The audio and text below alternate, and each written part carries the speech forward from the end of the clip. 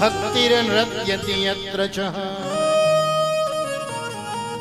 बाबा वृंदावन में आते ही मैं तो युवान हो गई, लेकिन मेरे ज्ञान वैराग्य दोनों बूढ़े हो गए।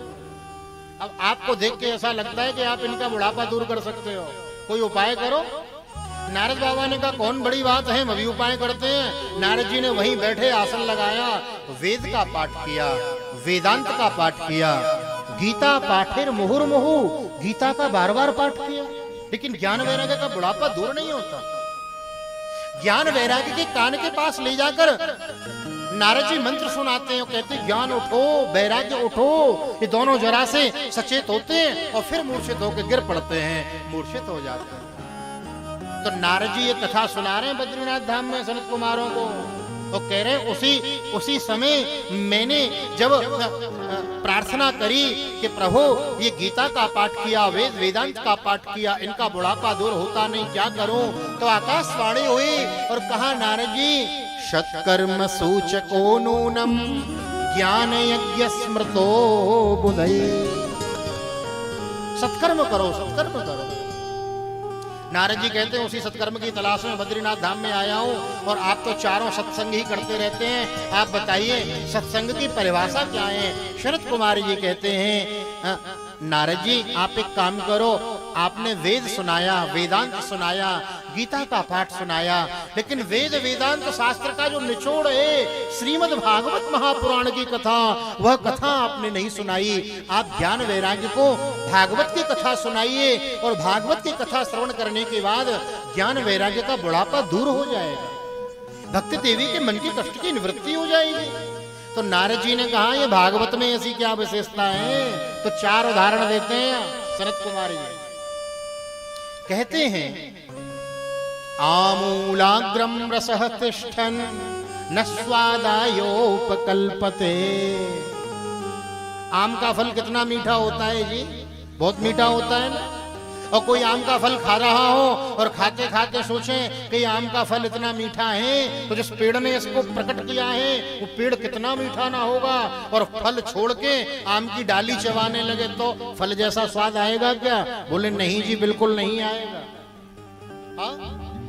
दूसरा उदाहरण देते हैं, कहते हैं यथा स्थिते दुग्धे सर्पिन् न स्वादायोपकल्पते। दूध में घी छुपा हुआ है, प्रेम से बोले राधे राधे। अभी सभी नहीं बोले, बोला करो राधे राधे। अरे नक जोड़ते बोलो, ब्रज में के में अरे माटी के धोंदाओ, नक जोड़ते बोलो राधे राधे। जय काम आने वाला है और कोई काम आने वाला नहीं। जय श्री राधे, जय श्री कृष्ण, यही नाम धन है, ऐड हो गया आपके खजाने में, इसलिए बोला करो राधे राधे। नारद बाबा शनत कुमारों से कहते हैं कि महाराज मैंने वेद का पाठ सुनाया, वेदांत का पाठ सुनाया, तो भागवत में ऐसी क्या विशेषता है जो उसके सुनने से इनका कष्ट निवृत्त हो जाए? दूसरा उदाहरण देते हैं दूध का, ध्यान से सुने। दूध में घी छुपा हुआ है, लेकिन घी को प्रकट करना होता है। और कोई मैया रसोई में घी में पूड़ी सेक रही हो, और पूड़ी सेकते सेकते घी खत्म हो जाए कढ़ाई में, और सोचने लगे घी बना तो दूध से ही है, चलो 2-4 पूड़ी दूध में ही उतार लेते हैं, तो क्या दूध में पूड़ी सिकेगी? बोले ना जी ना, क्या बात कर रहे हैं, उसके लिए तो घी की आवश्यकता है। जिस प्रकार जो स्वाद आम के फल में है वृक्ष में नहीं, जो तत्व घी में है दूध में नहीं, इसी प्रकार जो तत्व श्रीमद् भागवत में है वो अन्यान्य पुराणों में नहीं। आप भागवत की कथा करो, भागवत की कथा सुनाओ, ज्ञान वैराग्य का बुढ़ापा दूर हो जाएगा। नारद बाबा कहते हैं भागवत के लिए तो वक्ता की आवश्यकता होती है, अच्छा वक्ता होना चाहिए। आपसे अच्छा वक्ता हमें कौन मिलेगा? आप ही कथा सुना दो ना। तो बोले कहाँ है ज्ञान वैराग्य भक्ति? बोले वृंदावन में। तो बोले वृंदावन तो बहुत दूर है बद्रीनाथ धाम से। बोले काम करते हैं, आधी दूरी हम चल के आते हैं और आधी दूरी वृंदावन से भक्ति ज्ञान वैराग्य चल के आवे, तो ध्यान देंगे जितनी दूरी हरिद्वार से वृंदावन धाम की है ना, उतनी ही दूरी हरिद्वार से बद्रीनाथ धाम की है। तो निर्णय यह हुआ, सनत कुमार जी बद्रीनाथ से हरिद्वार में आए, ज्ञान वैराग्य को वृंदावन से हरिद्वार में बुलाया गया और आनंद नाम के तट पे बालू की एक व्यासपीठ बनाई और चारों भाई आकर आसीन हुए हैं। ज्ञान वैराग्य के लिए आसन लगाया। नारद बाबा प्रेम से कथा सुन रहे हैं, शरद कुमार जी कथा श्रवण करा रहे हैं। बोलो भागवत भगवान की जय। और जैसे ही गंगा द्वार समीपे तू तटमानंद नामकम, जैसे ही गंगा के समीप ये भागवत की कथा का आयोजन होने लगा ना, तो बड़े बड़े ऋषि मुनि चले आ रहे हैं कथा सुनने के लिए। कथा हो रही है। हाँ, कौन कौन आए? भृगु वशिष्ठ च्यवन सरिद्वान अरिष्ठ नेमि भृगुरंगिराश्च रामस्तथा गादिसुतश्च साकलो मृकंड पुत्रात्रज पिप्पिलादः सर्वेप्यमी मुनिगणा सह पुत्र शिष्याः। ऋषि कथा सुनने आ रहे हैं, अकेले आ रहे हैं? बोले ना, सहपुत्र बेटों को भी लेके आ रहे हैं। बोले चलो कथा के पंडाल में, वहां बैठना, कथा सुनना, कुछ ज्ञान की बातें सुनने को मिलेगी। प्रेम से बोलो राधे राधे। सहपुत्र शिष्या अपने बालक और शिष्यों के साथ चले आ रहे हैं कथा पंडाल में और आकर भागवत की कथा श्रवण कर रहे हैं। सूत जी महाराज वर्णन करते हैं, श्री भागवत पीयूष पानायो रसलंपटा धावन्तोऽप्याययुः सर्वे प्रथमं यही च वैष्णवा। महाराज बड़े बड़े कथा के जो रसिक श्रोता हैं, जो जानते हैं कथा का तत्व क्या है, कथा का महत्व क्या है, वह चले आ रहे हैं कथा श्रवण करने के लिए। और महाराज जैसे ही कथा का होने लगी, जयकारा लगाया, बोलो भागवत भगवान की जय। ज्ञान वैराग्य का बुढ़ापा दूर हुआ, प्रकट भये भक्ति देवी प्रकट है गई। भक्ति देवी बोली, बाबा मैं कहाँ ठहरूं, कहाँ कहते हैं हे भक्ति देवी, उन भक्तों के हृदय में तुम निवास करो। भक्ति देवी भक्तों के हृदय में आसन ग्रहण करती हैं। और सूत जी महाराज प्रेम से कथा सुना रहे हैं। शौनक आदि ऋषि पूछते हैं कि भवद्विरद्यैव कृतास्मि पुष्टा कलि प्रणष्टापि कथा रसेना। कलि काल में, कलियुग में यदि संसार के दुख को दूर करने का कोई उपाय है तो है श्रीमद् भागवत की कथा। और भागवत की कथा को सुनने से कितना भी प्राणी पापात्मा व्यक्ति हो, यदि भागवत की कथा सुनता है तो उसे मोक्ष पद की प्राप्ति होती है। तो पूछ लिया नारद जी ने, भागवत की कथा को सुन के कौन कौन करता है, किस किस का कल्याण होता है? के विशुद्ध्यन्ति तदैव मह्यम सप्ताह यज्ञेन कलौ पुनन्ति ते। अरे भाई, कोई भजन पाठ पूजा करने वाला व्यक्ति यदि कथा सुन के अपना कल्याण कर लेवे तो इसमें कोई आश्चर्य नहीं। क्या कोई पापात्मा व्यक्ति, क्या कोई पापी व्यक्ति भी कथा सुन के अपना कल्याण कर पाया? बोले हाँ। और इसी परिप्रेक्ष्य में श्री शौनकादि ऋषि यह कथा श्रवण करते हैं। श्री सूत जी महाराज शौनकादि ऋषियों को श्रवण कराते हैं और सनत कुमार जी नारद जी को श्रवण कराते हैं। कहते हैं अब हम तुम्हें एक इतिहास की कथा सुनाते हैं। अत्र ते कीर्तयिष्याम इतिहासं पुरातनम यस्य श्रवण मात्रेण पापहानि प्रजायते। अब हम तुम्हें जो कथा सुनाने जा रहे हैं ये इतिहास की सच्ची घटना है। जिस कथा को अगर ध्यान से सुनो तो हमारे सारे पाप मिट जाते हैं। हाँ भैया, इसको कम करो थोड़ा। एक नदी थी जिसका नाम है तुंगभद्रा। और नदी के किनारे एक नगर था, उत्तम नगर। उस नगर में चारों वर्ग के लोग रहते थे, ब्राह्मण वर्ग, क्षत्रिय वैश्य वर्ग, शूद्र वर्ग, चार वर्ग है ना, चारों वर्ग के जीव उस गांव में रहते थे। तो उसी गांव में एक पंडित जी रहते हैं, हाँ, नाम है आत्मदेव। प्रेम से बोले राधे राधे। आत्मदेव पुरई तस्मिन सर्व वेद विशारद। इतने विद्वान थे, परम विद्वान थे। गांव में महाराज इनकी बड़ी ख्याति थी, बड़ी ख्याति थी। एक श्लोक में इनका परिचय बताया, कैसे थे? बोले सर्व वेद विशारद, सारे वेदों के ज्ञाता थे, सारे वेदों का ज्ञान इनके हृदय में उतर आया। सर्व वेद विशारद स्रोतस्मार्तेषु निष्णातो द्वितीय भास्करो। इतने विद्वान थे गांव में कि गांव के लोग कहते थे कि हमारे गांव के पंडित जी तो इतने विद्वान हैं, इतने विद्वान हैं, जैसे कि संसार में दूसरा सूर्य। प्रेम से बोलो राधे राधे।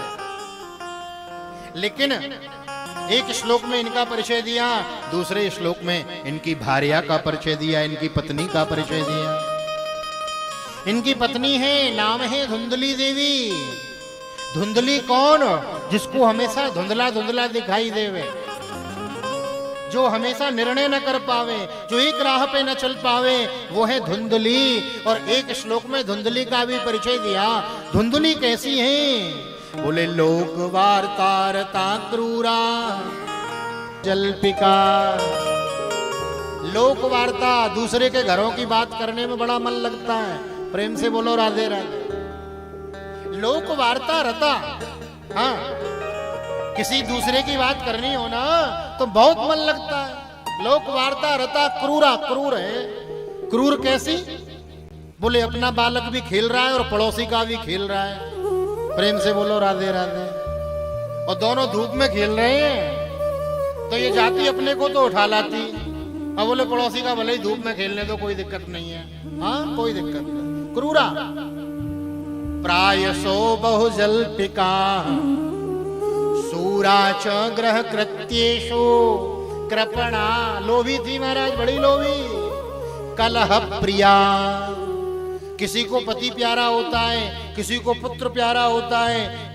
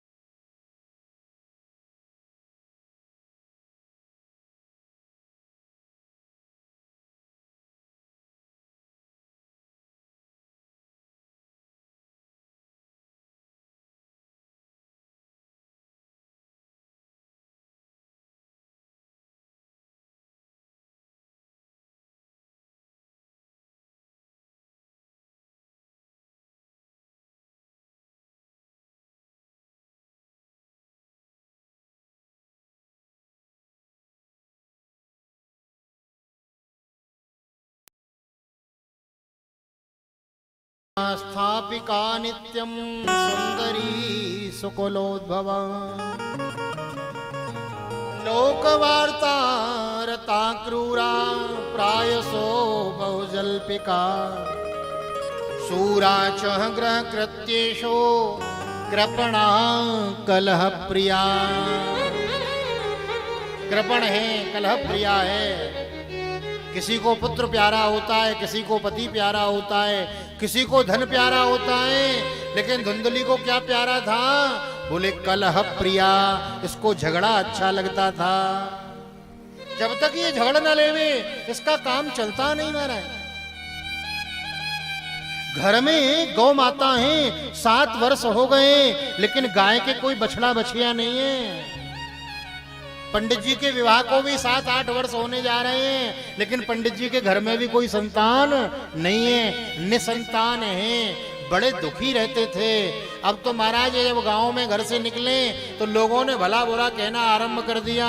अरे आत्मदेव जी, आप बड़े दुखी हैं, लगता है आपके पितर आपसे तृप्त नहीं हैं, आपके पितर आपसे संतप्त नहीं हैं, इसलिए आपके यहाँ पुत्र नहीं है, आपके कोई बेटा नहीं है ना। और पड़ोसियों ने कहना आरंभ किया, बोले महाराज आपके तो है ही नहीं, आपके यहाँ जो गैया है ना वो गाय भी बांझ है, गाय के भी बेटा नहीं।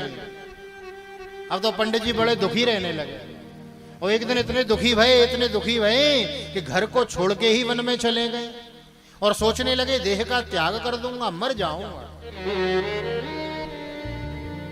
जीवन में जब बहुत विपत्ति आती है तो व्यक्ति बड़ा दुखी हो जाता है और सोचता है अब कुछ करने को है नहीं, प्राण त्याग देता हूं।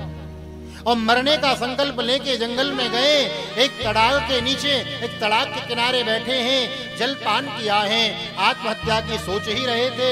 यति उसी समय एक संत आ गए, एक महात्मा आ गए, यति आ गए। और महात्मा ने पूछ लिया, अरे कथम रोदसी विप्रत्वम काते चिंता बलीयसी वदत्वं सत्वरं मह्यं स्वस्य दुःखस्य कारणम्। हे ब्राह्मण देवता, आपके दुख का क्या कारण है, बताओ तो सही। पंडित आत्मदेव जी बोले, अरे बाबा मैं अपने दुख का कारण कैसे बताऊं। जो ज्ञानी व्यक्ति होता है ना, वो जब दुखी होता है तो उससे पूछो दुखी क्यों हो, तो ज्ञानी व्यक्ति कहता है कि मैं अपने कारण दुखी हूं। क्या? अपने कारण दुखी हूं। और जो अज्ञानी होता है ना, उससे पूछो दुखी क्यों हो, बोले घर वालों ने दुखी कर रखा है, बेटे ने दुखी कर रखा है, हाँ पत्नी कहना नहीं मानती, बहू कहना नहीं मानती, इसलिए दुखी है। ज्ञान और अज्ञान में इतना ही अंतर है, बस केवल इतना अंतर है। ज्ञानी कहता है कि दुखी में हूं अपने कारण, और जितना भी सुख मुझे मिला है ये सुख मिला है दूसरों के कारण। और अज्ञानी कहता है कि सुखी हूं मैं अपने कारण और दुख दे रहे हैं संसार वाले। प्रेम से बोलो राधे राधे। ये माया का पर्दा है, ये भगवान कृपा करें, गोविंद कृपा करें और माया का पर्दा हटे, अज्ञान का खंडन होवे, ज्ञान का दीपक हृदय में जले तो पता चले कि हम अपने कारण ही दुखी हैं। कोई किसी को सुख नहीं देता, कोई किसी को दुख नहीं देता। बाबा रामचरितमानस में लिखते हैं, को न काऊ सुख दुख कर दाता, को न काऊ सुख दुख कर दाता, को न काऊ सुख दुख कर दाता, को न काऊ सुख दुख कर दाता, निज कृत कर्म भोग सब भ्राता, निज कृत कर्म भोग सब भ्राता, निज कृत कर्म भोग सब भ्राता, निज कृत कर्म भोग सब भ्राता। कोई किसी को सुख नहीं देता, कोई किसी को दुख नहीं देता। जीव जैसा कर्म करता है वैसा फल उसे भोगने को मिलता है। पंडित आत्मदेव जी कहते हैं, मैं अपने दुख का कारण कैसे बताऊं। अरे मेरे पूर्व जन्मों में मुझसे कोई अपराध बना होगा, मुझसे कोई गलत काम हुआ होगा जिसके कारण मैं दुखी हूं। क्या दुख है आपको? बोले बाबा मेरे घर में बेटा नहीं है, संतान नहीं है। अरे तो संतान के लिए रोता है? हाँ। क्यों रोता है भाई संतान के लिए? बोले बाबा मैंने सुना है कि जब पिता की मृत्यु हो जाती है ना, तो पुत्र उसकी जब पिता की शव जलाया जाता है चिता में, तो के शव की महाराज एक लाठी लेके उसके सिर में मारता है, सिर फूट जाता है और एक लोटा गाय का घी वो सिर में उड़ेल देता है, उससे पिता की मुक्ति हो जाती है। प्रेम से बोलो राधे राधे। संत कहते हैं तू बेटे के द्वारा मुक्ति चाहता है? बोले हाँ। अरे क्या पता तू मरने के बाद तेरी चिता जले और तेरी चिता में जाके तेरी खोपड़ी को तेरा बेटा फोड़े। क्या पता मरने के बाद फोड़े। आजकल तो कलयुग है, जीवित ही फोड़ देते हैं। प्रेम से बोलो राधे राधे। तू पुत्र के द्वारा सुख चाहता है? हाँ, क्योंकि पुत्र जब कपाल क्रिया करता है तो पिता की मुक्ति हो जाती है। संत कहते हैं अरे भले आदमी, पिंड काहे का बनता है? जौ के आटे का, चावल का पिंड बनता है। संत कहते हैं अरे इस शरीर को पिंड बनाओ और इस शरीर में एक तुलसी की कंठी लगाओ और आज ही पिंड ये भगवान के चरणों में अर्पित कर दो, तो बेटा की तुम्हें आवश्यकता ही नहीं, तुम आज ही मुक्त हो जाओगे। बोलो कृष्ण कन्हैया लाल की। और ऐसी ज्ञान की बातें जब कहीं तो आत्मदेव जी तो और दुखी हो गए। बोले महाराज ये कथा मत सुनाओ, मुझे ज्ञान मत दो, कथा तो मैं भी जानता हूं, मुझे तो बेटा चाहिए, पुत्र चाहिए, बालक चाहिए। महात्मा बोले भले आदमी, हम बेटा बेटी थोड़े ही देते हैं, हम तो ज्ञान प्रदान करते हैं, परमात्मा का दान करते हैं, भगवान के नाम का दान करते हैं। अरे भगवान से मिलना हो तो हम मिलाएं। बोले ना जी ना, मुझे तो बेटा चाहिए। और चरणों में गिर के रोने लगा ना, तो बाबा ने इनकी मस्तिष्क रेखा देखी और मस्तिष्क रेखा को देख के बोले भाई ब्राह्मण, तेरी मस्तिष्क रेखा को देख के मैं इस निर्णय पे पहुंचा हूं कि इस जन्म में नहीं, आगे आने 7 जन्मों में भी तेरे को पुत्र सुख की प्राप्ति नहीं होगी। ऐसा कहा तो ब्राह्मण और जोर से रोने लगे, सर पटकने लगे महात्मा के चरणों में। महात्मा ने हथेली लगाई, क्या करते हो? बोले सर पटक पटक के आत्महत्या कर दूंगा अपनी, मैं तो मर जाऊंगा, आपको ब्रह्महत्या लगेगी, फिर आप कहां जाओगे? संत तो संकोच में आ गए। महात्मा के मन में विचार आया और महात्मा के कांधे पे एक झोली थी, हाथ डाला, एक फल निकाला, अभिमंत्रित किया, अभिमंत्रित करके पंडित जी के हाथ में दे दिया और कहा ये फल ले जाओ, अपनी पत्नी को पवा देना और तुम्हारी पत्नी इस फल को खाएगी तो गर्भवती हो जाएगी, आने वाले समय में बहुत सुंदर बालक की तुम्हें प्राप्ति होगी। प्रसाद दे दिया। प्रसाद को लेके पंडित जी घर में आए बड़े प्रसन्नता से। अजी सुनती हो? घरवाली ने सोचा आज बड़े प्रसन्न है, बड़े जोर जोर से चिल्ला रहे हैं। अरे ओ पंडितानी कहाँ गई, इधर आओ। और जैसे ही धुंधली दौड़ी दौड़ी आई, बोले क्या बात है? बोले देख मैं तेरे लिए क्या लाया हूं। बोले क्या लाए हो? और जैसे ही पंडित जी ने वो फल निकाल के हाथ में रखा ना, तो धुंधली ने मुंह बना लिया। बोली गला फाड़ के तो ऐसे चिल्ला रहे थे जैसे 9 लखा हार लेके आए मेरे लिए। ये फल लेके आए हो? ये फल का मैंने देखे नहीं, क्या फल मैंने कभी खाए नहीं? बताया ब्राह्मण ने, अरे ये फल साधारण फल नहीं है, संत का दिया हुआ प्रसाद है। इस फल को तू पाएगी तो तू गर्भवती हो जाएगी, हमारे घर बेटा होगा, संतान होगी। धुंधली कौन? जो निर्णय ना कर पाए, जो धुंधला धुंधला जिसको दिखाई देवे, जो हमेशा 2 राह पे चले। इसने मालूम पतिदेव को तो बहका दिया। बोले वाले पंडित जी, बोली अजी मैं अभी अशौच अवस्था में हूं, स्नान कर लूं, स्नान करके पवित्र हो जाऊं, 2-4 माला फेर लूं भगवान के नाम की, फिर पाऊंगी फल। पंडित जी भोले वाले बोले हाँ देवी पाले ना, पाले ना। ऐसा कह के पंडित जी तो चले गए और ये आंगन में बैठी है, फल को घुमाए घुमाए के देख रही है और सोच रही है फल खाने से कहीं बालक होता है। उसी क्षण इसकी बहन पड़ोस में रहती थी, उसका आगमन हो गया। जैसे ही आगमन हुआ तो पूछा धुंधली से, धुंधली ये तेरे हाथ में क्या है? बोले देख तो सही, ये फल है। वो तो मुझको भी दिख रहा है फल है, लेकिन कहां से आया? बोले ये अभी स्वामी जी लेके आए थे, कह रहे थे किसी महात्मा ने दिया है, इस फल को खाने से मेरे बेटा होगा। मजाक कर रही थी धुंधली, लेकिन धुंधली की जो सहेली थी ना, वो 2-4 कथा सुन रखी थी उसने। प्रेम से बोलो राधे राधे।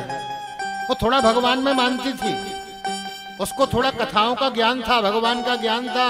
वो गंभीर हो गई और बोली बहन यदि संत ने दिया है ना, आंख मीच के पाले, बेटा हो ही जाएगा। धुंधली मुस्कुरा के बोली अरे रहने दे, तू भी कैसी बात कर रही है?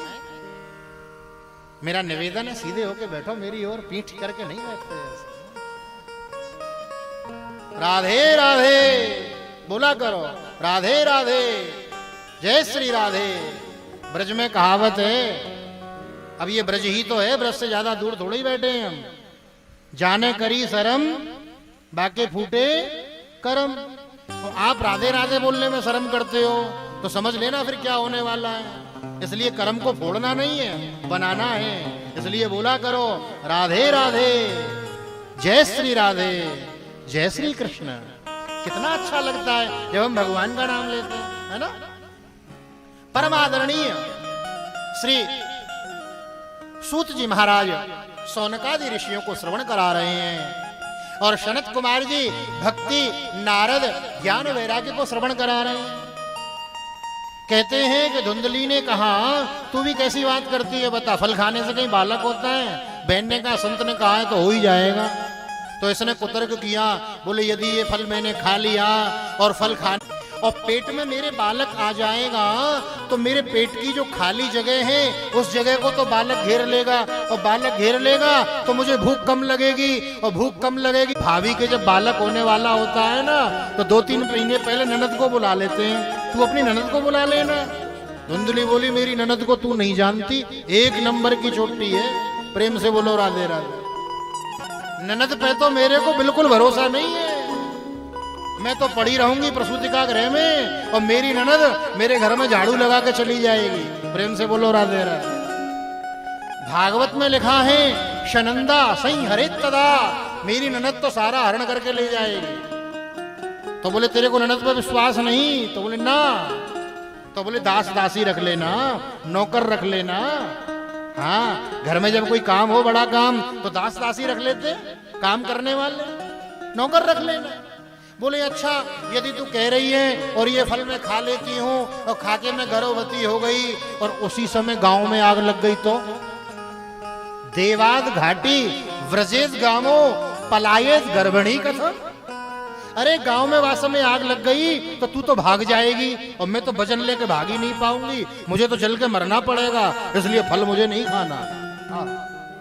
बड़े बड़े कुतर्क किए, बड़े बड़े कुतर्क किए।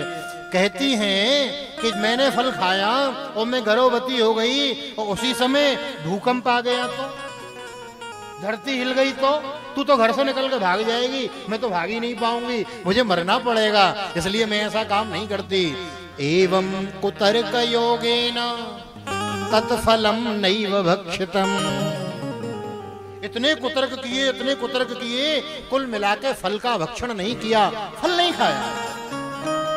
बहन ने कहा सहेली ने अच्छा तुझे नहीं खाना तो कोई बात नहीं, एक काम कर, मेरे घर में अनेक बालक हैं, मेरे घर में बालकों की कमी नहीं और खाने के लिए अन्न का दाना नहीं, और तेरे घर में धन के भंडार, कोई खाने वाला नहीं। एक काम कर, मेरे घरों में बालक है, आगे होगा मैं तुझे अपना बालक दे दूंगी और तू मुझे बदले में धन दे देना, सौदा पक्का हो गया। बोले पतिदेव, बोले पतिदेव को तो मैं बहका दूंगी। तो इसने एक कपड़े की पोटली बनाई और पेट पे बांध ली और गर्भावस्था जैसा इसने स्वरूप बना लिया। लेकिन फल का क्या करें? दोनों ने निर्णय किया। आंगन में गाय बंधी थी, कौन सी गाय? जो गाय 7 साल से बांझ है, जिस गाय ने बछड़ा बछिया किसी को जन्म नहीं दिया। संत की परीक्षा लेने के लिए, संत के प्रसाद का परीक्षण करने के लिए वह फल ले जाकर गौ माता को खिला दिया। कालांतर में समय व्यतीत हुआ है, इसकी बहन के यहाँ बालक हुआ, मध्य रात्रि में यह लेकर आई, ढेर सारा धन बहन को दे दिया और सुबह होते ही बोली पंडित जी से, हो गया, देखो कितना सुंदर बालक हुआ है। पंडित जी भी बड़े प्रसन्न, आहा देखो तो सही, भगवान ने कैसी सुनी, सुंदर बालक हो गया, सुंदर बालक हो गया। पंडित आत्मदेव जी बोले मेरा नाम है आत्मदेव, अपने बेटे का नाम रखूंगा परमात्मदेव। धुंधली बोली ना जी ना, 9 महीने घरों में रखा हमने, प्रसव पीड़ा का वेग सहा हमने, और नाम रखोगे अपने नाम से मिलता जुलता? बिल्कुल नहीं, मेरा नाम है धुंधली और मेरे बेटे का नाम होगा धुंधकारी। नाम रख दिया धुंधकारी। और महाराज 3 महीने बीते और 3 महीने बीतने के बाद जो गाय को फल दिया था ना, वो गाय ने भी एक बालक को जन्म दिया है। शरीर है मनुष्य जैसा और कान है गाय के जैसे लंबे लंबे, गाय के जैसे कान वाला बालक हुआ, तो इसका नाम रख दिया गौकर्ण। दोनों की शिक्षा दीक्षा की व्यवस्था की, दोनों को विद्यालय भेजा पढ़ने के लिए। तो गौकर्ण पंडितो ज्ञानी और धुंधकारी महाखल। जो गौकर्ण जी थे वो तो पिता की तरह परम ज्ञानी हुए, परम विद्वान हुए, और जो धुंधकारी था महान खल हुआ, महान खल हुआ। दोनों ने ख्याति प्राप्ति की, एक विख्यात हुआ तो दूसरा कुख्यात हुआ। अब तो धुंधकारी बड़ा हुआ, बड़ा होकर गलत गलत काम करने लगा है। छोटा था तो कांच की गोली से खेलता था, थोड़ा बड़ा हुआ ताश पत्ते से खेलने लगा, और बड़ा हुआ तो उसमें थोड़ा पैसा लगाने लगा, जुआ खेलने लगा, और जुए में धन हारने लगा ना तो महाराज टेंशन बढ़ने लगी, और टेंशन बढ़ने लगी तो पीना शुरू कर दिया। प्रेम से बोलो राधे राधे। और रात्रि में मदिरा का पान करके माथे पे काली पट्टी बांध के जब घर में आता ना तो आत्मदेव जी दुखी हो जाते, कहते अरे बेटा ये मंदिर जैसे घर को, ये स्वर्ग जैसे घर को तूने नरक का अड्डा बना दिया। हाँ कितना सुंदर मेरा घर था। और जब ये पिता डांटते तो धुंधकारी इनको प्रताड़ित करता। एक दिन इतना प्रताड़ित किया, धुंधकारी मारता था अपने पिता को। प्रेम से बोले राधे राधे। धुंधकारी इतना दुष्ट हुआ अपने पिता को मारता था, पीटता था, और पीटने के बाद कहता था बाहर मत जाना, बाहर जाओगे तो रोगे तुम, और लोग पूछेंगे तुमसे क्यों रो रहे हो, तुम कहोगे बेटे ने मारा है। तो मारे भी और रोने भी न देवे। प्रेम से बोलो राधे राधे। अभी सभी नहीं बोले, बोलो राधे राधे। एक दिन पंडित जी इतने दुखी हुए कि महाराज अपने कक्ष में बैठे थे बड़े दुखी होकर। उसी समय इनका जो गाय का बालक है ना गोकर्ण जी का आगमन हो गया। पिताजी आप दुखी होते हो? गोकर्ण गाय का बेटा आत्मदेव जी को पिताजी कहता था, और जो धुंधकारी था ना उसको पिताजी कहने में भी तकलीफ होती थी। आप क्यों दुखी हो रहे हो? आत्मदेव जी कहते हैं अरे मैं क्या बताऊं, ये जो मेरा पुत्र है ना, मेरा पाप ही मेरे घरों में मानो प्रकट हुआ है, बड़ा कष्ट देता है, बड़ा दुख देता है। गोकर्ण जी ने एक श्लोक में गोकर्ण गीता सुनाई, इसको गोकर्ण गीता कहते हैं पिताजी ये सारे संबंध इस शरीर के ही तो हैं। ये बेटा बेटी, घर दुकान मकान परिवार, ये संबंध काहे के? ये शरीर के ही तो संबंध हैं। पिताजी हम शरीर नहीं हैं, हम आत्मा हैं, हम चिन्मयी आत्मा है। भाई विचार करो, आपके पड़ोस में किसी की मृत्यु हो जाए, कोई मर जाए, और आप उसके यहाँ जाएं तो लोग बिलखते रोते हैं, मर गया चला गया। अब परिवार वालों से पूछो कि ये पड़ा तो है सामने तुम्हारे, कौन चला गया? तो वो कहते हैं जी ये तो मुर्दा पड़ा है, इसके अंदर जो प्राण थे ना वो प्राण चले गए। तो भैया प्राण जो है वो आत्मा है, आत्मा ना मरती है न जन्म लेती है। जन्म और मृत्यु तो इस शरीर की होती है जिसे हम अपना मान बैठते हैं। हकीकत में ये शरीर अपना नहीं, ये परिवार वाले अपने नहीं, ये सगे संबंधी अपने नहीं। अपना कौन? जो हमेशा संग रहे। लेकिन परिवार वाले तो हमेशा संग रहते नहीं। पिता चले गए, माता चली गई, पड़ोसी चले गए, अरे पिता के देखते देखते बेटा चला जाता है, सब चले जाते हैं। विचार करो ये मानव देह में जितने मिले सब छोड़ के चले गए। लेकिन 84 के चक्कर में हम जब कीट बने, पतंगे बने, मक्खी बने, मच्छर बने, जो भी कुछ बने, तब हमारे पिता परम पिता परमेश्वर थे। आज भी हमारे परम पिता परमेश्वर हैं, वो हमारा कभी साथ नहीं छोड़ता। तो सच्चा साथी हमारे घर वाले नहीं, परिवार वाले नहीं, परम पिता परमात्मा सच्चा साथी है। एक श्लोक में बड़ी सुंदर उपदेश देते हैं कि देहे स्थिमान् सरुधिरे भीमतिं त्यजत्वम् जाया सुतादिषु सदा ममतां विमुञ्च पश्यानिशं जगदिदं क्षणभङ्गुनिष्ठ वैराग्य राग रसिको भव भक्तिनिष्ठ। हे पिताजी ये देह क्या है? बोले देहे स्थिमान् सरुधिरे, ये हाड़ और मांस का बना हुआ एक पुतला है। आपने घर बनाया, घर में जब दीवार बनाई, लेंटर डाला, उसमें सरिया पड़ी है, सरिया को तारों से कस रखा है, उसमें कंक्रीट पड़ी है, सीमेंट पड़ा है, और ऊपर से प्लास्टर करके पीओपी लगा के ऐसा एशियन का पेंट किया कि महाराज मक्खी भी बैठे तो फिसल जाए। प्रेम से बोलो राधे राधे। ऐसा ही हमारा शरीर है। ऊपर से तो बड़ा सुंदर सुंदर लगता है, बड़ा अच्छा लगता है, लेकिन पिताजी इसके भीतर क्या है? बोले हड्डी मांस खून का गारा बना हुआ है। हाँ, अब किसी का फट जाए, हाथ कट जाए, छिल जाए, देखा नहीं जाता लोगों से, ऊपर ऊपर से ही प्रेम करते हैं। देहे स्तिमान सरुधिरे विमतिम त्यजत्वम जाया सुता दिशु सदा ममताम मुंचो। ये बेटा मेरा है, ये मकान मेरा है, हाँ ये परिवार मेरा है। यदि परिवार मेरा है, पिताजी मेरे थे, तो पिताजी मरने के बाद कोई चिट्ठी क्यों नहीं डालते कि बेटा हम स्वर्ग में हैं या नरक में। अथवा बेटा बेटी हमारा है तो बेटा बेटी आने से पहले हमें पत्र क्यों नहीं लिखता कि पिताजी हम आ रहे हैं, हम बेटा बन के आ रहे हैं, हम बेटी बन के आ रहे हैं। ये केवल इस शरीर के संबंध हैं पिताजी। और देहे स्तिमान सरुधिरे विमतिम त्यजत्वम संसार जाया सुता दिशु सदा ममताम विमुंचो पश्यानिशम। ये जगत क्या है? ये एक स्वप्न है, स्वप्न है, स्वप्न। देखें स्वप्न अनेक प्रकारा।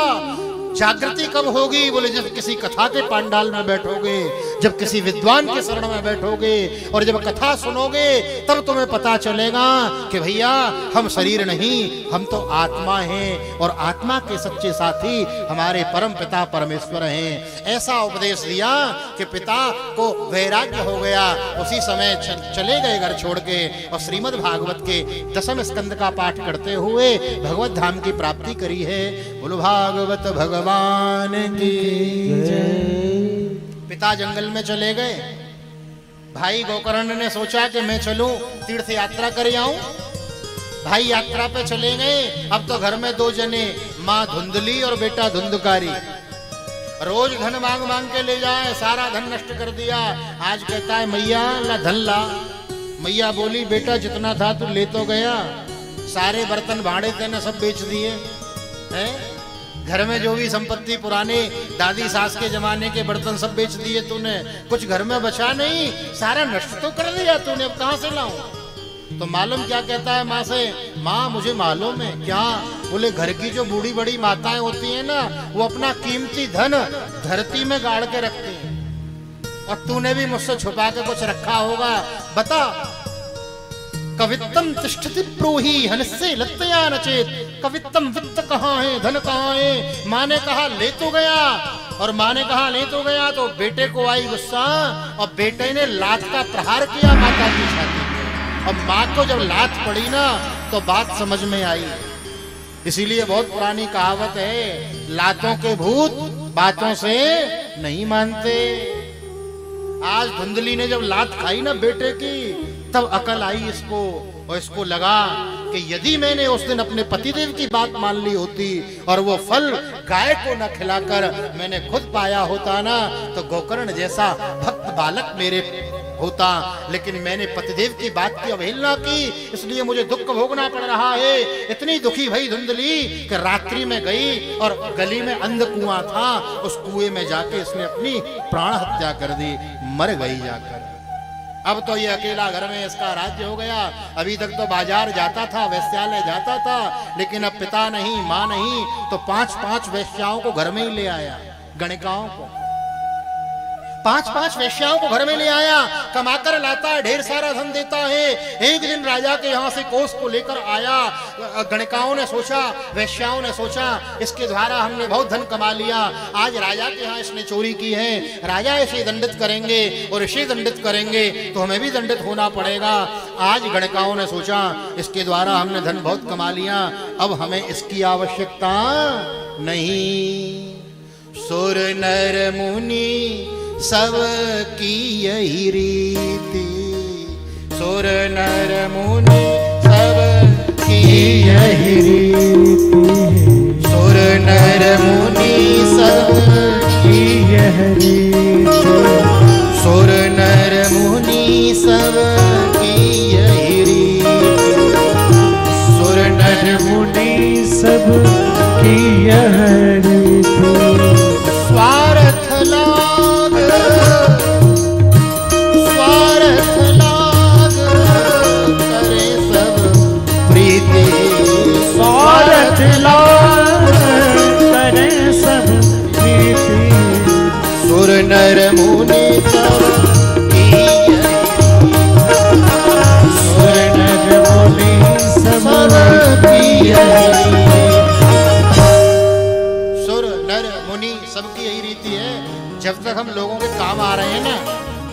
जब तक हम लोगों का काम कर रहे हैं, जब तक परिवार वालों का भरण पोषण कर रहे हो, जब तक परिवार वालों का लालन पालन कर रहे हो, तभी तक ये परिवार वाले आपको अपना माने, तभी तक हृदय से लगाए।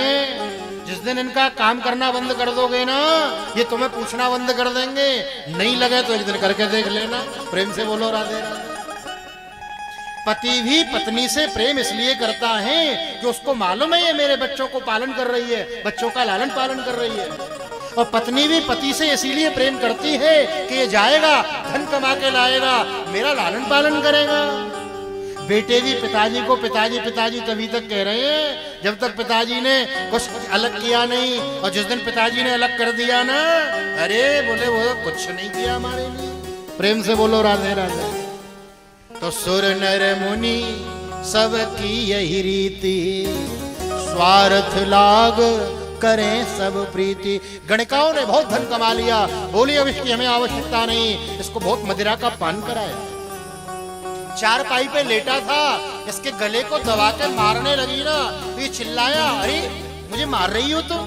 जब चीखा ना तो दौड़ी दौड़ी गई, चूल्हे में जलते हुए अंगारे लेकर आई और जलते हुए अंगारे, धधकते हुए कोयले इसके मुख में डाल डालकर इसकी हत्या कर दी है। तप्तांगार समूहाश तन्मुखे ही विचिक्षिपो। इसको मारा, मार के वहीं गड्ढा खोदा, उसी घर में गाड़ के और जो धन था उसकी पोटली बनाई, वो गणिका चली गई। पिताजी वन में चले गए, गोकर्ण जी यात्रा में चले गए, मैया कुएं में गिर गई और खुद वेश्याओं ने मार दिया। घर में ही गड्ढा खोद के वहीं उसको गाड़ के चली गई। अब समय व्यतीत हुआ, गोकर्ण जी का आगमन हुआ। गोकर्ण जी रात्रि में आए। गोकर्ण जी ने सोचा रात्रि है, सभी को जगाना उचित नहीं, अपने घर में चले गए। बैठ के जैसे ही भजन करना आरंभ किया, भगवान ध्यान में नहीं आए। जो धुंधकारी था ना, प्रेत बन गया था, प्रेत बन के सामने खड़ा हो गया। कभी तो हाथी बन जाए, कभी सिंह बन जाए, कभी इंद्र बन जाए, कभी जोर से अग्नि लग जाए। भाई प्रेत का कोई शरीर नहीं होता, वायु के रूप में होता है, लेकिन अनेक का अनेक रूप धारण करके डराने का प्रयास करता है। साधारण व्यक्ति होता भयभीत हो जाता। गोकर्ण जी ज्ञानी हैं, कमंडलू से जल लिया, अभिमंत्रित किया, छाया पे छोड़ा है। पूछा कासित्वम, तुम कौन हो? वो छाया हाथ जोड़ के खड़ी हो गई और हाथ जोड़ के बोली, अरे भाई जी मैं कोई और नहीं, आप ही का भाई हूं, धुंधकारी। गोकर्ण जी कहते हैं, अरे धुंधकारी तू प्रेत बना पड़ा है? अरे तेरी मृत्यु का समाचार तो मुझे यात्रा में मिल गया था, तेरे नाम का पिंडदान में गया में करके आया, तेरी मुक्ति नहीं हुई। तो धुंधकारी का प्रेत कहता है, गया श्राद्ध सते ना पिर मुक्तिर में न भविष्यति। गया में एक नहीं 100 श्राद्ध भी करके आओगे तो मेरी मुक्ति होने वाली नहीं। गोकर्ण जी आप जैसा विद्वान जिसका भाई हो और उसका भाई प्रेत बना हो, कोई उपाय कीजिए। प्रातः काल हुआ, गोकर्ण जी ने सूर्य नारायण को जल दिया। तुभ्यम नमो जगत साक्षिन ब्रूहि में मुक्ति हेतुकम। हे सूर्य नारायण आप बताइए मुक्ति का क्या उपाय है? सूर्य भगवान ने आदेश दिया, श्रीमन भागवतान मुक्ति सप्ताहम वाचनम कुरु। हे गोकर्ण जी यदि धुंधकारी के प्रेत का मोक्ष चाहते हो तो अपने गांव में भागवत की कथा करो। तो गोकर्ण जी ने अपने गांव में भागवत की कथा करी, सुंदर मंच बनाया, महाराज सुंदर आसन लगाया, धुंधकारी के प्रेत के लिए आसन लगाया। अब जब गांव में कथा भई तो गांव के सभी लोग कथा सुनने आए, बहुत लोग कथा सुनने आए और धुंधकारी का प्रेत भी आया। अब प्रेत आके आसन पे बैठे तो हवा उड़ा के ले जाए, फिर आके बैठे तो इधर से हवा आए फिर उड़ा के ले जाए। इसको विक्षेप हुआ तो वहीं बगल में एक बांस का बगीचा था, उस बांस के बगीचे में एक 7 गांठ का के भीतर जाकर धुंधकारी का प्रेत बैठ गया और प्रेम से कथा सुन रहा है। बोलो भागवत भगवान की जय। प्रथमेनी तथा सायं प्रथम ग्रंथि भेदनम, द्वितीयेनी तथा सायं द्वितीय ग्रंथि भेदनम। प्रथम दिन की कथा विश्राम भई तो बांस की पहली गांठ फट गई, धुंधकारी और नीचे आ गया। दूसरे दिन की कथा विश्राम भई, बांस की दूसरी गांठ फट गई, धुंधकारी और नीचे आया। एवं सप्त दिनश्चैव सप्त ग्रंथि विवेदनम, और 7 दिन की जैसे ही कथा विश्राम भई, बांस पूरा बीच में से फट गया, धुंधकारी के प्रेत का मोक्ष हो गया। धुंधकारी का प्रेत चतुर्भुज रूप धारण करके, पीत वस्त्र धारण करके प्रकट हो गया, भगवान का पार्षद बन गया। हाथ जोड़कर कहता है, आइए आपने मुझे कथा सुनाई हो, मैं मुक्त हो गया, मेरा कल्याण हो गया। और देखो वो आकाश की ओर, गोकर्ण जी ने देखा क्या है, तो आकाश से विमान आ रहा था भगवान के धाम से। और विमान आया, विमान में गोकर्ण जी ये जैसे ही धुंधकारी चढ़ने लगा तो गोकर्ण जी ने प्रश्न कर दिया कि भाई ये विमान क्यों आया? बोले धुंधकारी ने कथा सुनी, उसको मुक्ति मिली, और भागवत की जो कथा सुनता है वो तो मुक्त होता है, और मुक्त होने के बाद भगवान के धाम को जाता है। तो इसने कथा सुनी, भगवान के धाम से बुलावा आया, हम इसको लेने आए। तो गोकर्ण जी ने प्रश्न कर दिया, बोले कथा तो पूरे गांव ने सुनी, कथा तो पूरे गांव ने सुनी, श्रोता अनेक और विमान एक, ये बात समझ में नहीं आई। तो कहते हैं, बोले जिस भाव से धुंधकारी के प्रेत ने कथा सुनी ना, उस भाव से तो किसी और ने सुनी नहीं। कुछ लोग तो इसलिए कथा सुनने आए, गोकर्ण है, चलो सुन आते हैं, पहली पहली कथा कर रहा है, देखते हैं कैसा बोलता है, प्रेम से बोलो राधे राधे। हाँ, और कुछ लोग इसलिए कथा सुनने आए कि चलो घर में मन नहीं लग रहा, चले कथा में ही थोड़ा मनोरंजन हो जाएगा।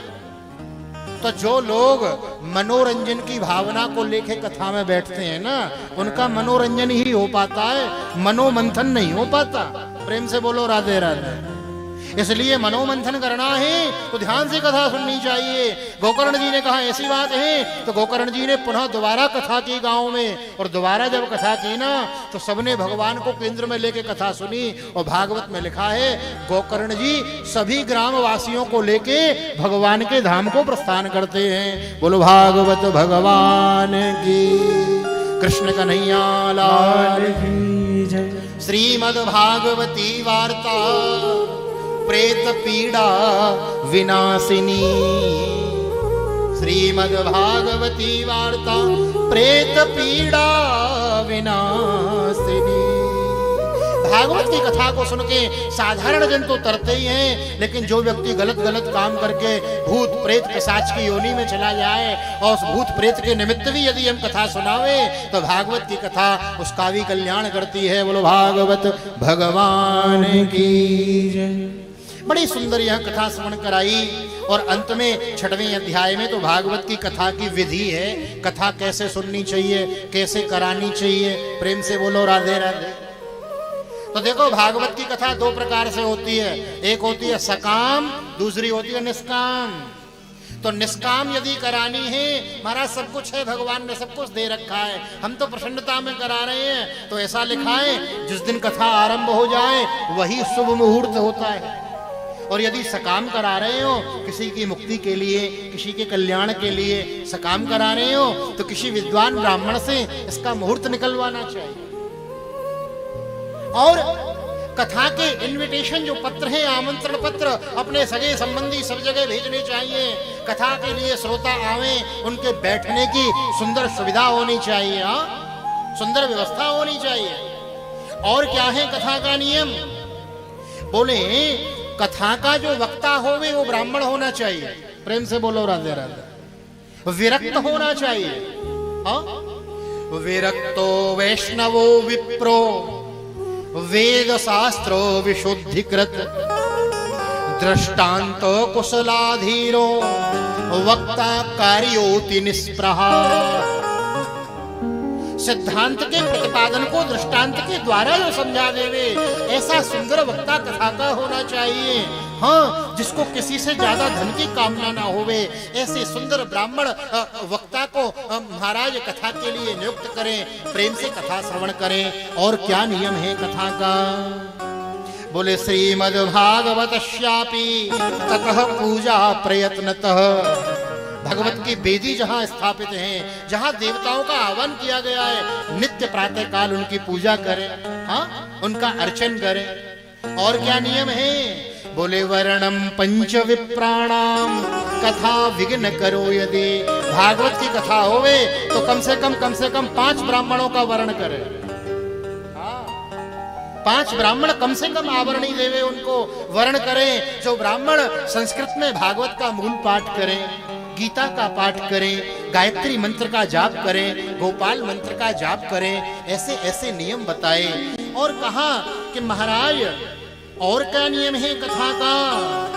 बोले फलाहारेण वा भाव्यम एक भुक्तम तु भोजन।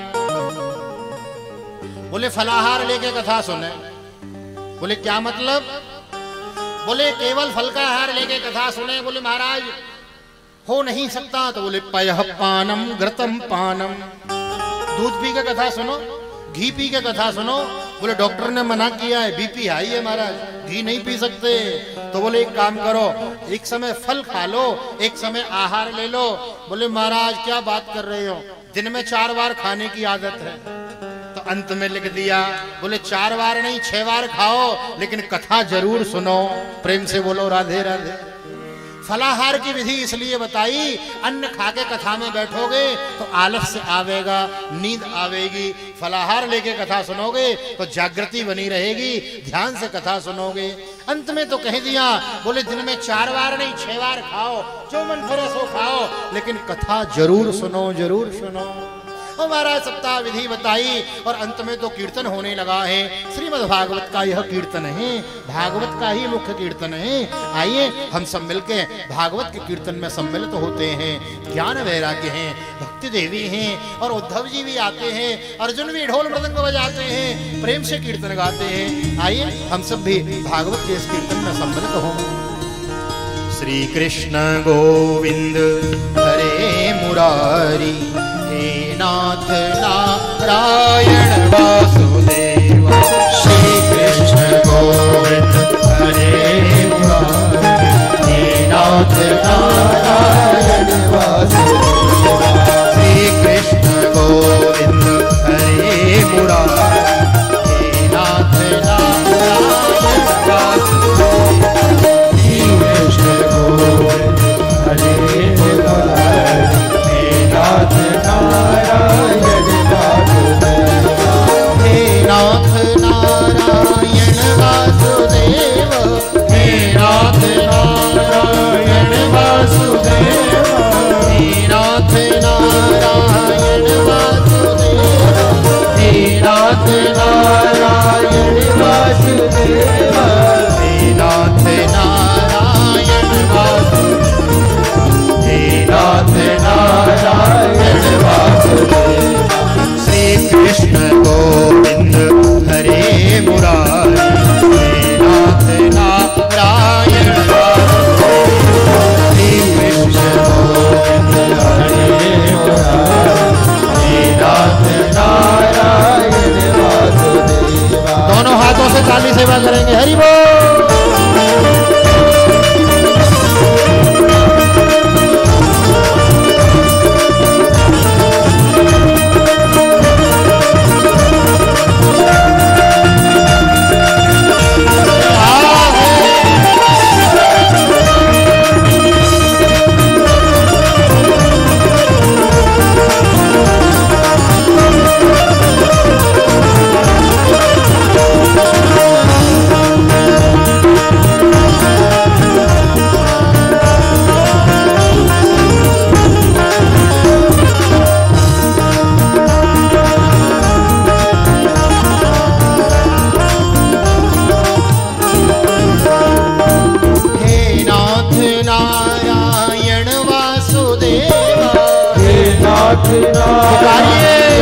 वासुदेव।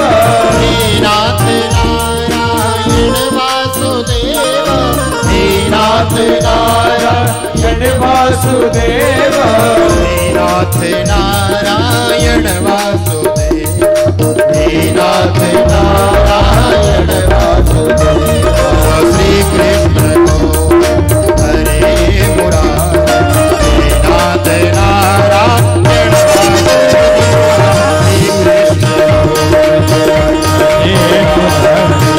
नाथ नारायण वासुदेव।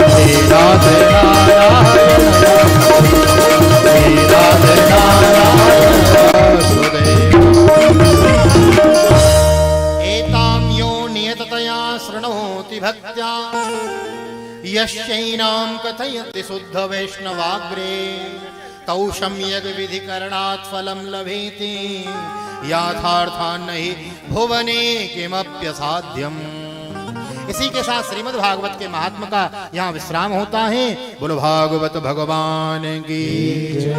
श्रीमद् भागवत महापुराण 18,000 श्लोक, 335 अध्याय, 12 स्कंद। आज भागवत का शुभारंभ है। आइए प्रथम स्कंद में प्रवेश करते हैं।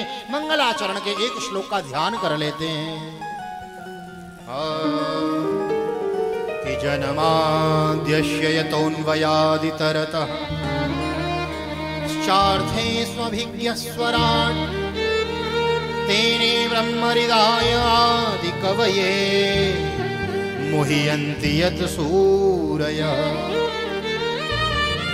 कि तेजो वारिमृदां यथा विनिमयो यत्र त्रिशर्गो मृषा धाम्ना स्वेन सदा निरस्तकुहकम् सत्यं परं धीमहि। एक बार मेरे साथ दोहराएंगे। सत्यं परम धीमहि, सत्यं परम धीमहि। माताएं भी बोले सत्यं परम धीमहि, सत्यं परम धीमहि। बड़ा सुंदर भाव है। जन्माद्यस्य यतोऽन्वयादि तरतो, हमारे जन्म, जीवन और मृत्यु के जो हेतु हैं भगवान, वह कैसे हैं? बोले स्वराट, उनको जानने में बड़े बड़े योगी जन मोहित हो जाते हैं। अरे भगवान को हम आप न जान पाए, इसमें आश्चर्य नहीं समझना चाहिए। ब्रह्मा बाबा भी भगवान को नहीं जान पाए। जब बाल लीला कर रहे थे प्रभु, अघासुर का उद्धार करके जब ग्वाल वालों के संग झूठा मीठा खा रहे थे, तो ब्रह्मा जी की बुद्धि भी चकरा गई। और विचार करो, ब्रह्मा जी के 4 मस्तक हैं, और 4 मस्तक वाले जब भगवान को नहीं जान पाए, तो हम आप न जान पाए तो आश्चर्य नहीं समझना चाहिए। प्रेम से बोलो राधे राधे।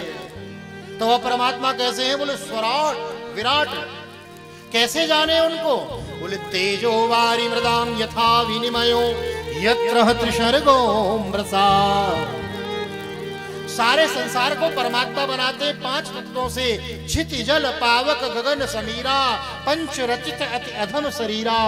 उनको यदि जानना है तो एक काम करें, सत्यम परम धीमहि, सत्यम परम धीमहि।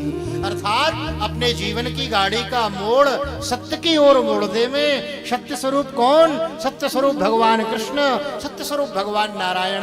इसलिए एक बार पुनः बोले सत्यम परम धीमहि, सत्यम परम धीमहि। इसी भाव को लेके आज की कथा को हम यहीं विश्राम करते हैं। धीमा ने बुद्धि, सत्य की ओर हमारी बुद्धि अग्रसर होती रहे, यही भाव लेके आज हम घर जाएंगे और रात्रि में यही सोचेंगे। तो कल आगे की कथा बड़े आसानी से समझ में आएगी। एक बार पुनः बोले सत्यम परम धीमहि, सत्यम परम धीमहि। आइए 2 मिनट भगवान नाम संकीर्तन, तत्पश्चात आरती। आरती करके प्रसाद लेते हुए यथा स्थान प्रस्थान वाणी रूपी पुष्पांजलि भगवान के चरणों में अर्पित। बोलो भागवत भगवान की जय।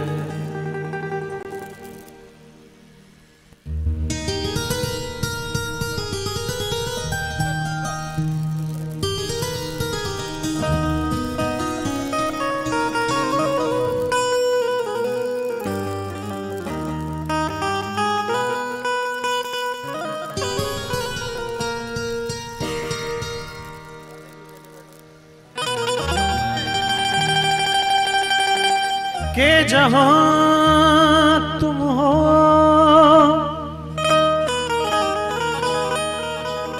वहां चांदनी को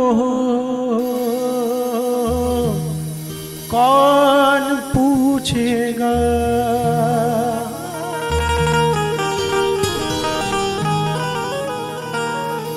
के जहां तुम वहां चांदनी को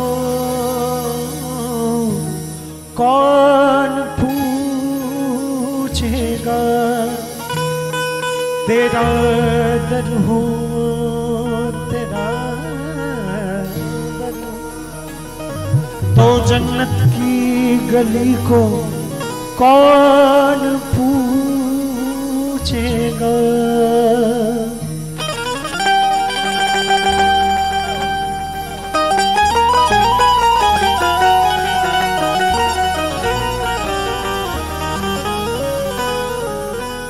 किसी से उनकी मंजिल का पता पाया नहीं जाता। उनकी मंजिल का पता पाया नहीं जाता।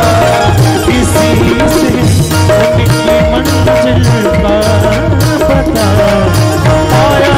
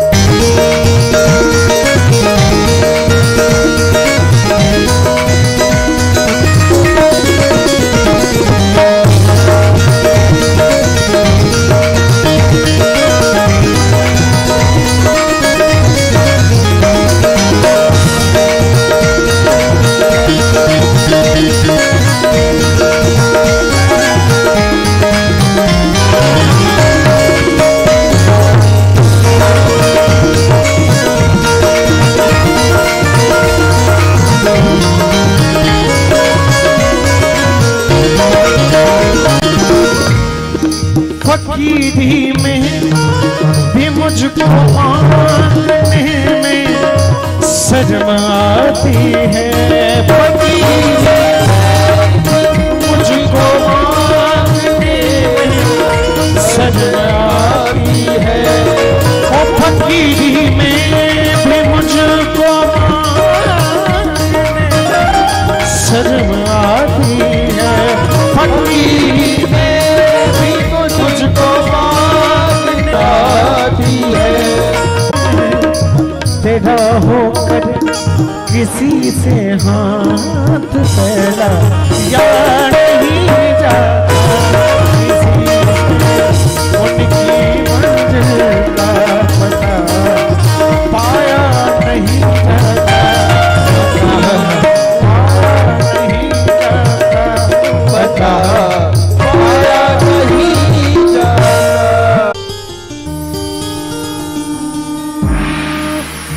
श्री भागवत भगवान आरती पापियों को पाप से हटाने। श्री भागवत भगवान की है आरती पापियों को पाप से हटाती। ये अमर ग्रंथ ये मुक्त होते ये पंचन वेद निराला नभ ज्योति जगाने वाला।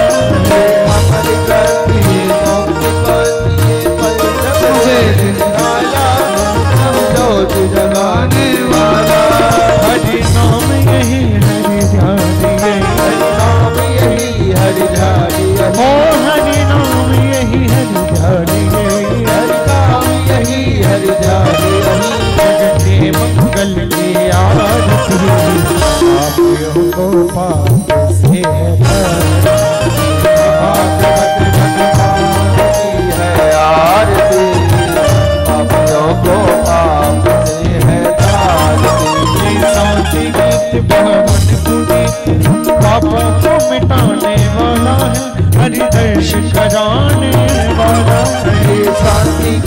पावन पुनीत पापों को मिटाने वाला, हरि दर्श कराने वाला। ये सुख करनी है दुख हरनी, सुख करनी हरनी, ये सुख करनी है दुख हरनी, सुख करनी है दुख हरनी। श्री मधुसूदन की आरती पापियों को पाप से भागवत भगवान की है आरती, पापियों को पाप से है तारती। ये मधुर बोल जगबंधु बोल सन्मार्ग बताने वाला है, बिगड़ी को बनाने वाला है। ये मधुर बोल जगबंधु बोल सन्मार्ग बताने